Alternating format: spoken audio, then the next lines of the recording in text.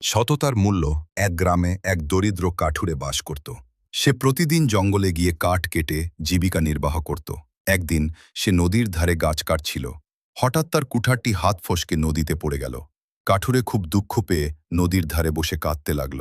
ঠিক তখনই নদীর দেবতা তার সামনে উপস্থিত হলেন। তিনি জিজ্ঞেস করলেন, তুমি কেন কাঁদছ? কাঠুরে বলল, আমার একমাত্র কুঠারটি নদীতে পড়ে গেছে। এখন আমি কিভাবে কাজ করব? দেবতা নদীতে ডুব দিয়ে একটি সোনার কুঠার নিয়ে এলেন।